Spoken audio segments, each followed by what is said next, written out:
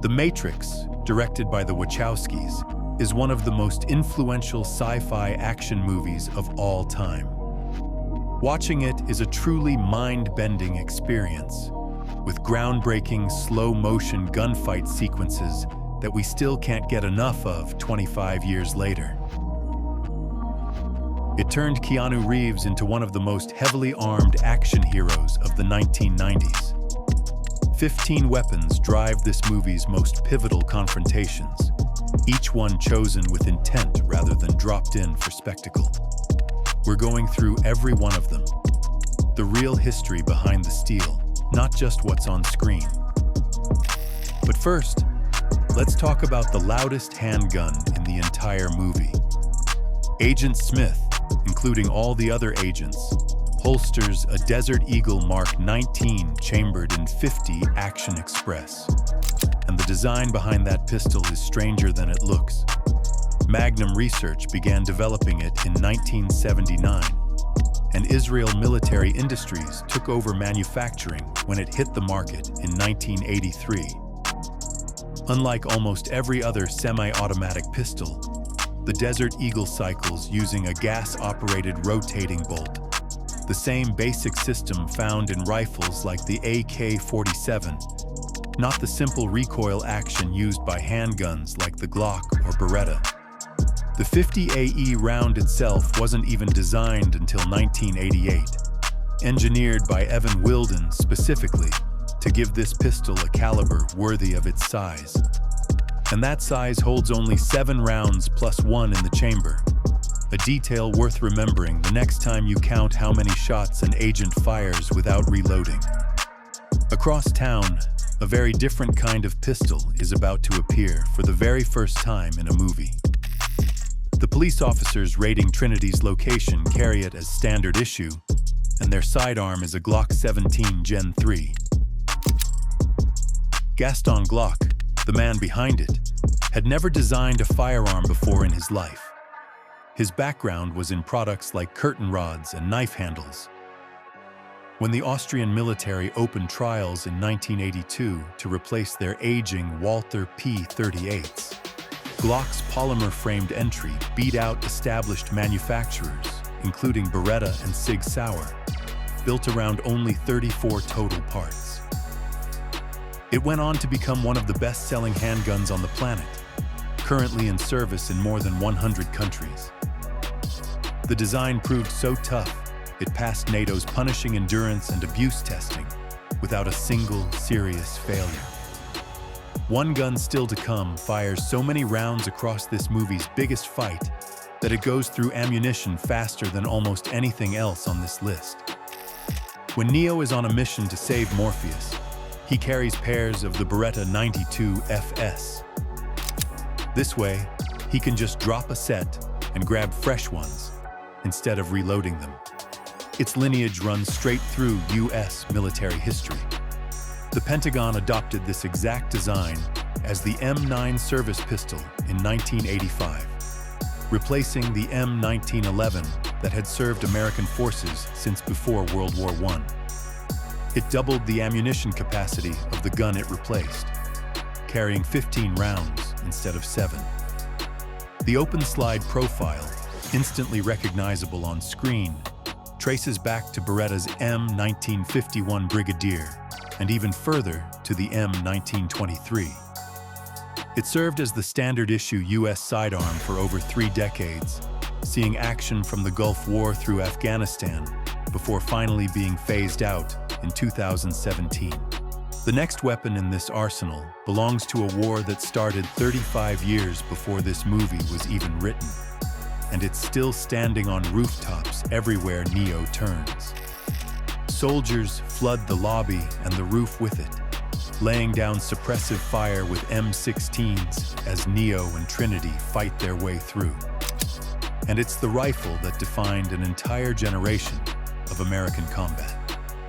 Eugene Stoner designed it for Armalite in the late 1950s, built around a then-radical 5.56 by 45mm cartridge that traded stopping power for lighter ammunition and controllable automatic fire. The US military adopted it in 1964, and it became the standard infantry rifle through the Vietnam War, a role that came with a rocky start.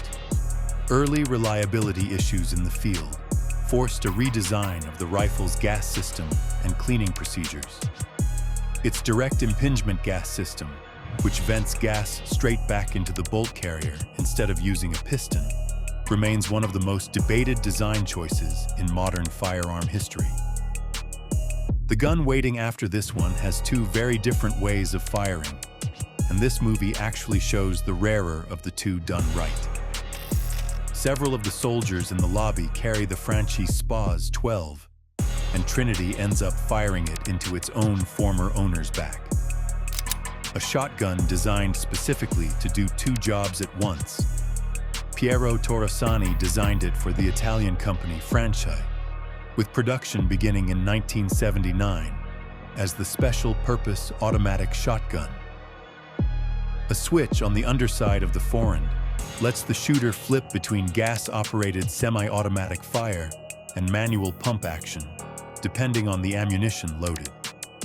That flexibility made it a favorite of law enforcement and military units worldwide through the 1980s. But its size and aggressive profile eventually worked against it. It was swept up in the 1994 U.S. federal assault weapons ban and disappeared from the American civilian market for good. Two much smaller weapons are about to clear an entire room, and the man carrying them is dual-wielding them. Neo clears the first wave of guards in the lobby with a pair of the Heckler & Koch MP5K. The K stands for Kurz, which means short in German. One of the most respected submachine guns ever built. H&K trimmed the barrel and receiver down from the standard MP5 specifically to make a weapon that could disappear under a jacket, and it became the tool of choice for executive protection details and plainclothes tactical units around the world. The MP5 platform as a whole was adopted by more than 40 countries' military and police forces.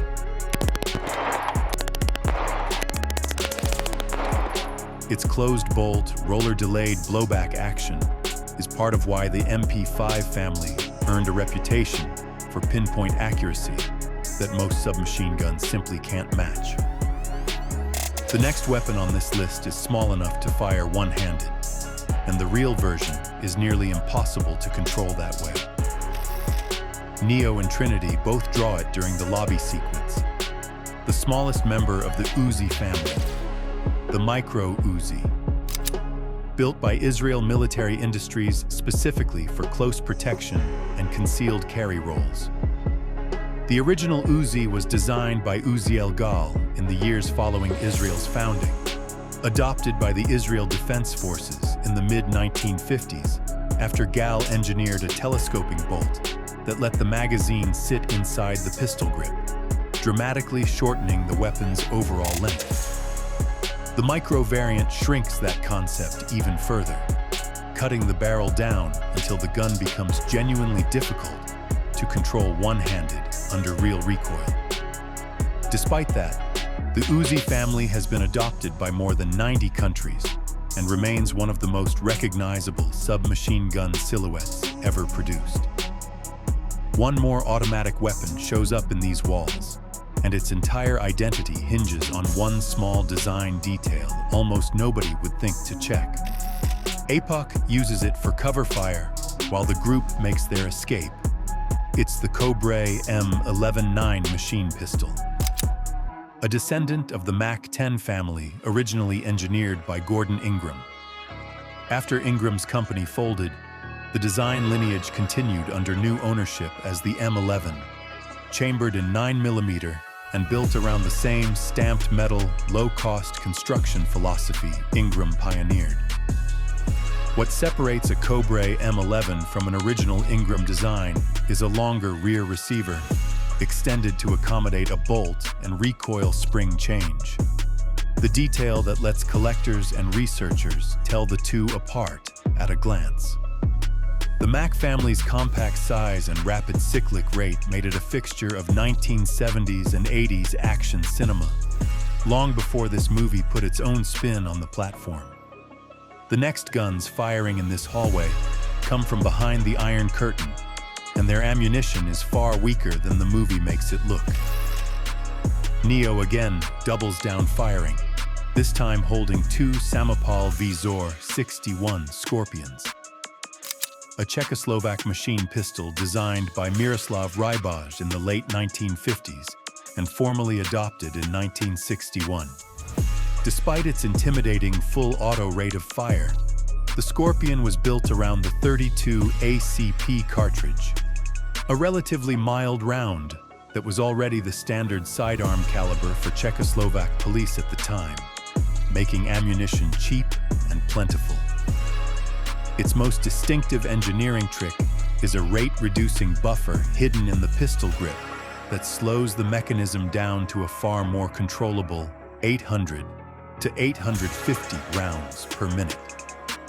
Beyond Czechoslovakia's own forces, Yugoslavia licensed the design and produced it locally under the designation M84. One weapon still ahead of us was finished by a completely different designer after its original creator died before ever seeing it built. Switch carries a nickel-plated version of the Browning High Power throughout the film. It's one of the most influential military sidearms of the 20th century.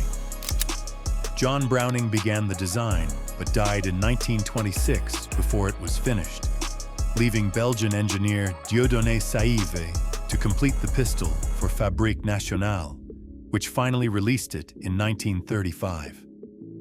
It became one of the most widely issued military handguns in history, adopted by the armed forces of more than 50 countries across both World War II and the decades that followed. Its 13-round magazine capacity was groundbreaking for its era, roughly double what most contemporary service pistols could hold. The next handgun on this list was chosen for one very specific, very practical reason that has nothing to do with firepower. Trinity carries a pair of it as her primary sidearms throughout the movie. Those are Beretta 84 FS Cheetahs, a compact 380 ACP pistol Beretta developed as part of its Cheetah series through the 1970s and 80s specifically to offer a smaller framed alternative to the company's full-size 92 line. The scaled-down grip and shortened slide made it a natural fit for shooters who found standard-sized service pistols too large to handle comfortably, without sacrificing Beretta's open slide reliability. The Cheetah series became especially popular for concealed carry and off-duty law enforcement use throughout Europe and the United States during that era, prized for combining a full metal frame with genuinely compact dimensions. One handgun still to come spent years being mistaken for a completely different pistol until the truth finally came to light. Just before the SWAT team closes in, Apoc hands Neo a Zastava CZ-99 pistol, giving him something to fight with as they retreat through the building's walls. Manufactured in the former Yugoslavia and loosely built around the architecture of the Sig Sauer P220 series, though it's mechanically its own design rather than a direct copy.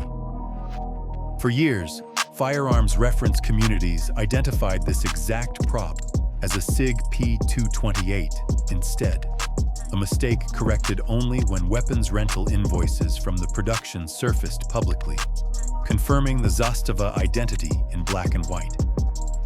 The CZ-99 was developed as part of the former Yugoslavia's push toward domestic small arms production, giving the country's military and police forces a homegrown alternative to importing Western sidearms. The next weapon barely gets drawn before its owner goes down, and it belongs to a design that's older than most people realize. A lobby guard barely manages to pull his Smith & Wesson Model 10 from his holster before Trinity cuts him down. It's a revolver with a heavy barrel, and it's one of the most produced handguns in history. Smith & Wesson introduced the Model 10 back in 1899, and manufacturing has continued off and on for well over a century. with total production estimates exceeding 6 million units. Chambered in .38 Special, it served as the standard-issue sidearm for police departments across the United States for most of the 20th century, long before semi-automatic pistols became the norm in law enforcement. Its simple double-action revolver mechanism made it dependable enough to remain in service well into the 1990s in many smaller departments. One more rifle appears in this movie, and it comes from a country most people would never guess made it. SWAT officers move through the halls carrying the T2 Mark V. It's made by Australian Automatic Arms, built as compact tactical carbines with a 10.5-inch barrel, short enough for room-to-room work, without sacrificing the rifle's stopping power. The design started out under a different manufacturer, Leader Dynamics, as a contender for the Australian military's 5.56mm rifle trials in the late 1970s, developed by British designer Charles St. George, and built around a gas-operated short-stroke piston system. It ultimately lost that contract, and the design later passed to Australian Automatic Arms, who kept it in commercial production, taking 30-round magazines and firing from a distinctive triangular bolt face, chosen because it was far cheaper to manufacture than a conventional rotating bolt. The last small arm on this list doesn't exist anywhere outside this movie. It was built from scratch, from nothing, specifically for this story. Mouse pulls a pair of oversized cylinder-fed weapons from a case just before the SWAT team storms in, and it resembles the High Standard 10. A bullpup shotgun designed in the late 1950s by Alfred Crouch, a Santa Monica police sergeant who wanted the ultimate entry weapon for SWAT teams. Crouch's original design was built around a modified Remington semi-automatic shotgun, and High Standard eventually put it into production through the late 1960s and 70s, though it never really caught on, plagued by reliability issues and an awkward rotating buttstock that limited it to right-handed shooters only. There's also a resemblance to the Manville projectile launcher family, another obscure, oversized platform built around a similarly drum-fed concept. One gun in this movie never even touches the ground. It's mounted, airborne, and it dwarfs everything we've covered so far. Hanging outside a helicopter, Neo opens fire on the agents using a M134 minigun. A 6-barrel, electrically driven rotary gun that General Electric scaled down from its 20mm M61 Vulcan cannon, specifically for helicopter use during the Vietnam War. Chambered in 7.62 by 51mm NATO, it was built to solve a real battlefield problem. American helicopters taking small arms fire during landings, with standard single-barrel guns overheating or jamming under sustained use. The 6 rotating barrels solve that by sharing the workload, letting the gun fire as fast as 6,000 rounds per minute, without a single barrel ever melting down. According to the movie's own armorer, the gun in this scene was actually run at roughly half that, around 3,000 rounds per minute. Still fast enough that, even slowed down for the camera, the barrels are a blur. That's the arsenal that turned The Matrix into one of the most influential action movies ever made. Real guns, real history, reshaped into something the world had never seen choreographed quite that way before. Keanu Reeves would go on to star in another world-famous movie franchise that redefined the action genre all over again. Of course, that is none other than John Wick. Check out its gun analysis right here.